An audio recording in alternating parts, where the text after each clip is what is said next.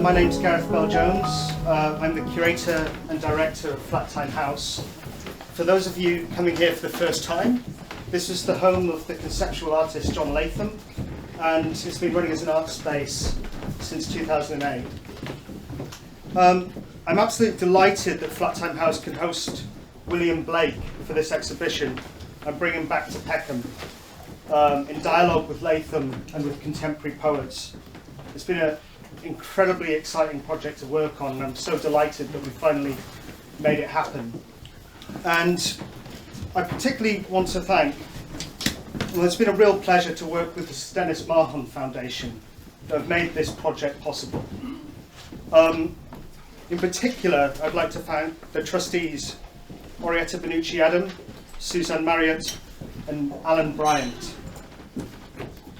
It's because of them they've given us this opportunity to bring Blake back to Peckham by their hugely generous support of this project. I'd also like to thank the co-curators. Firstly, Chris McCabe, whose expertise and curious mind has brought an intuitive consideration of Blake and Latham, which revealed so many overlaps and crossovers in their thinking. Secondly, I'd like to thank Magnus Rayner, whose scholarly attention to detail and close analysis of Blake works has been so valuable to the project. I'd also like to thank each of the poets who have been so fantastic for this project and really revealed things that we couldn't originally see in their works and brought new ideas from Blake and Latham and from this space. And that's Keith Jarrett, Chris McCabe, Niall McDevitt, Robert Montgomery, Karen Sandhu, Ian Sinclair, and Tamar Yoselov. As part of the show, we've also produced this really nice publication. So this has essays from Chris McCabe, Magnus Rayner, and also each of the poets' contributions. So if you'd like to get one of these are available to buy. Or if you're really nice, I might give you one. And for this, it's been a real pleasure working with Mateus Clotto and Ariana Tilce of Studio Matthew Clotto. They did a really fantastic job putting that together, and also on the exhibition design. Also, like to thank Philip Surrey for his sign painting, and finally bring to attention the 3 events that we have coming up as part of this show. Because it's very important, Flattime House is a space in time, and so it's important that we activate these works and activate the contributions. And so there are going to be 3 evenings of recitals by the poets who are contributing to the show. On the 19th of February, we'll have Chris McCabe, Niall McDevitt, Karen Sandhu, and Ian Sinclair. And on the 26th of February, Keith Jarrett, Chris McCabe, Robert Montgomery, and Tamar Yoselov. And on the 23rd of February, there's also going to be a walk of Peckham inspired by William Blake.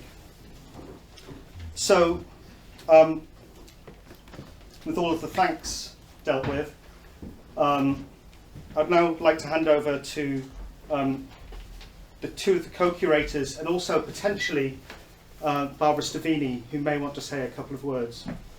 So first of all, I'm going to hand over to Magnus Rayner. Thanks, Gareth. My involvement with this show is in many ways on behalf of the Sir Dennis Mahon Foundation.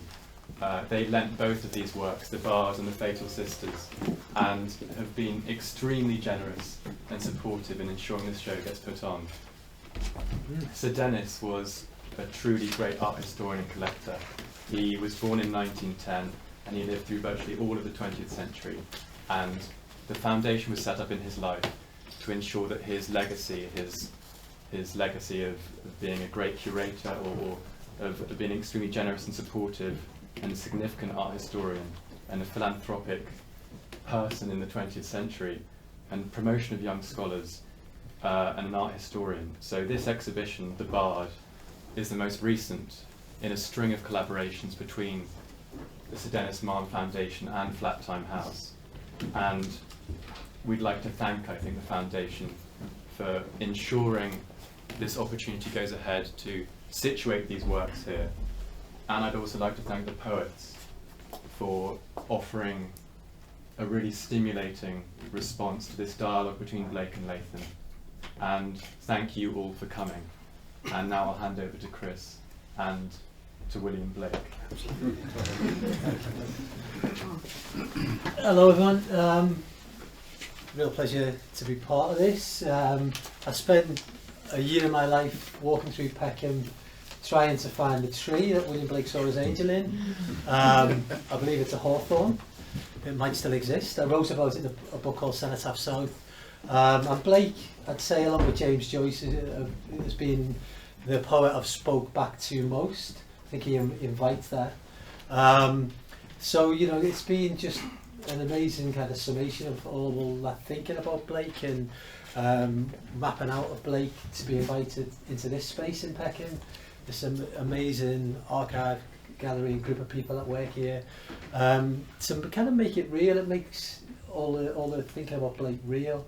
A lot of people carry Blake around with them, but to have Blake on the wall in this space in Peckham, so it just feels so right. The fact that so many of you have come along, I think, proves that. The one thing I really wanted to do, and the thing that I've enjoyed most, is running with the idea of filling the space with poetry. We've got poetry on the walls, we've got poetry in the publication, we've got poetry in these events that are going to happen through February. And Flat Time House has been so open to, you know, to this idea. Let's fill the space with contemporary poetry. And the poets that are selected to come in and be part of it are all poets who, you know, coming in at the world from an angle, like Blake did. There's somewhere out there on the plane with Blake, whether that's through the visual work, through the performance element, they're all kind of akin to the spirit of Blake in some way. And I can't thank them enough for creating the work you can see in the space in what was really a very short amount of time. A lot of poets would be fearful of writing something new to be displayed in a matter of weeks, but each of the poets have responded to that. They've given us something that just fits the space. And what you can see is just the tip of the iceberg. We could only show a section from each of what the poets have created, but the performances will be the full thing, so there's loads more poetry to come. The purpose of me speaking, really, apart from saying that, is that I want to bring Blake's words into the exhibition. Of course, Blake is here. There's visual languages all over the walls, and it is truly Blake's work. This, I think, he had, you know, some really torrid times being commissioned as a poet and artist. But in these Thomas Gray works, Blake's in his elements. He's responded to a poet that he admired. He's been given free rein to create the work that he wants to create, and it absolutely comes through the works. And I actually think, you know, these commissions influence Blake's epic work, his visionary work that he went on to create. You can see that visually, you can see that in the kind of symbolism that's in these poems, and repeats and returns in Milton and in Jerusalem. So it's just wonderful to see the works in this amazing space, so beautifully curated and presented. So I can't thank Gareth and Mary enough. Flat Time House, it's been wonderful working with you all, and Magnus as well. I'm going to read some sections from Jerusalem.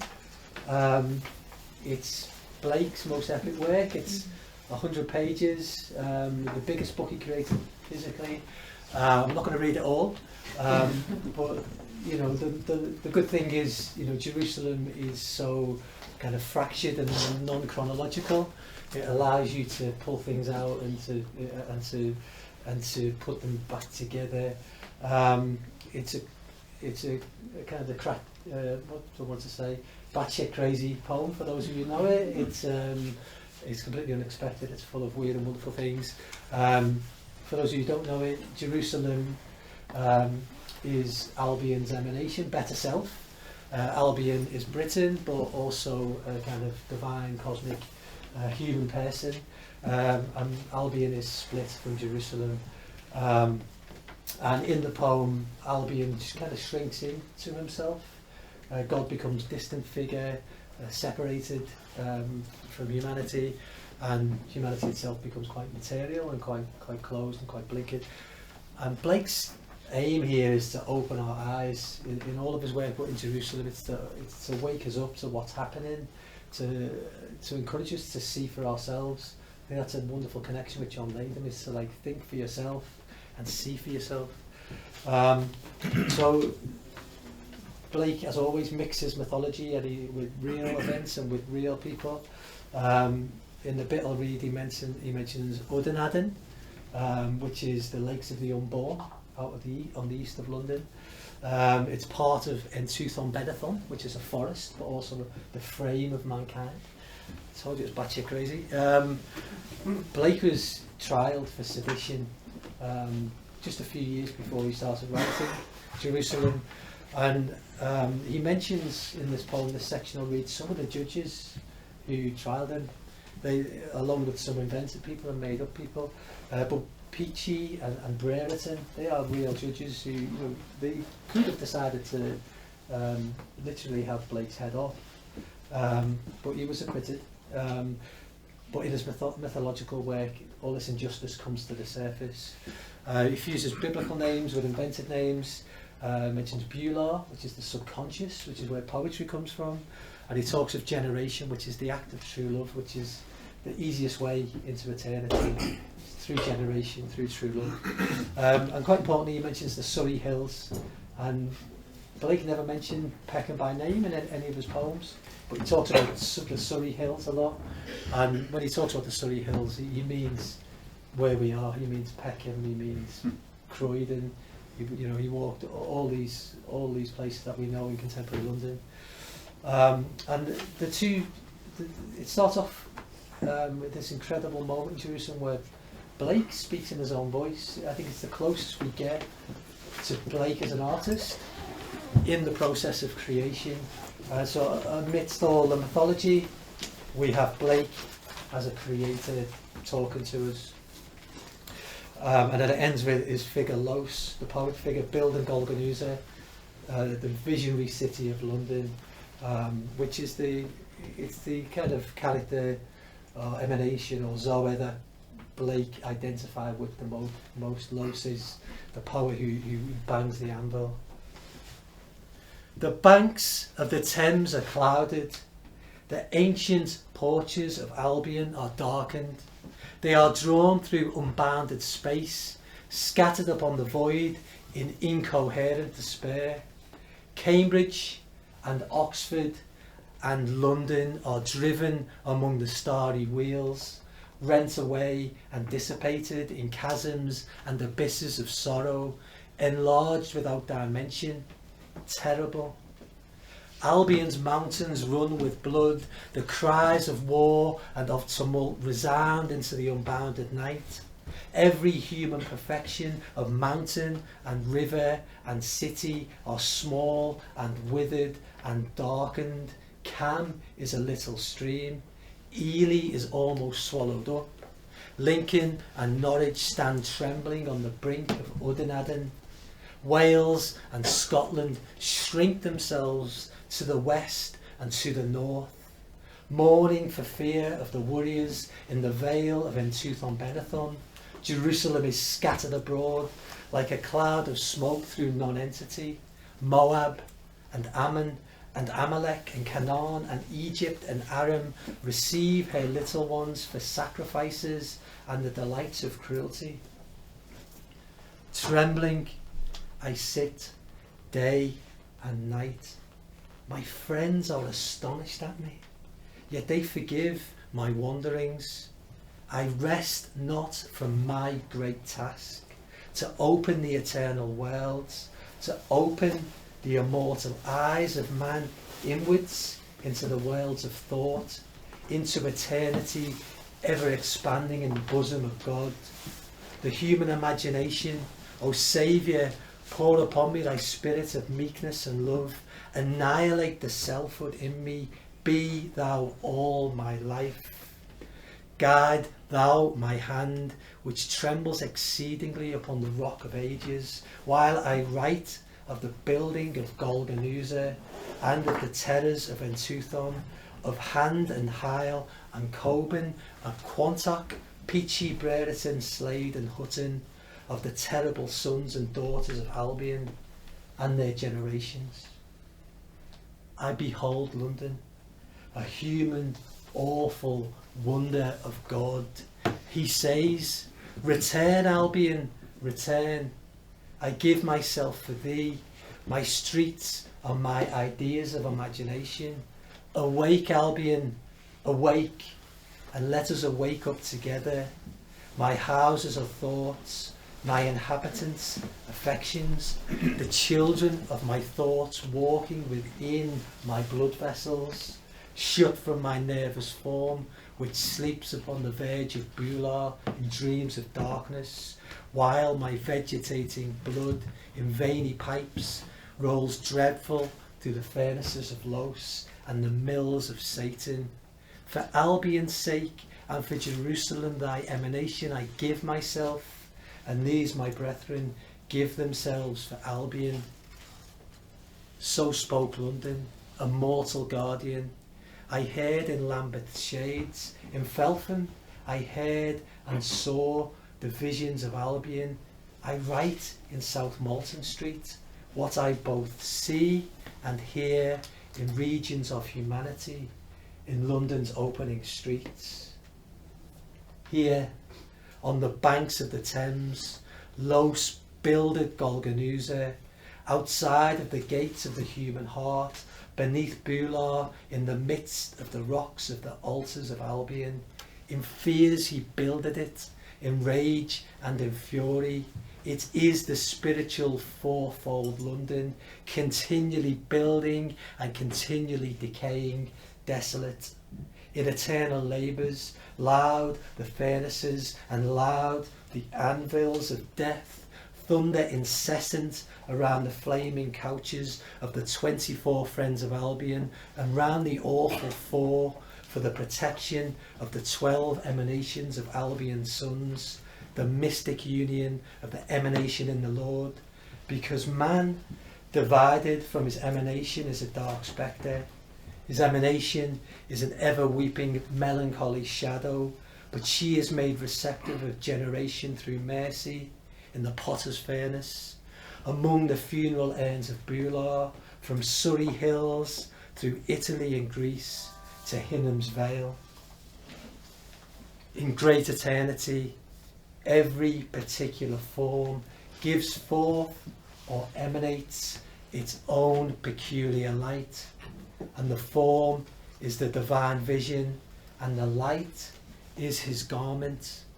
This is Jerusalem in every man, a tent and tabernacle of mutual forgiveness, male and female clothings. And Jerusalem is called liberty among the children of Albion. William Blake.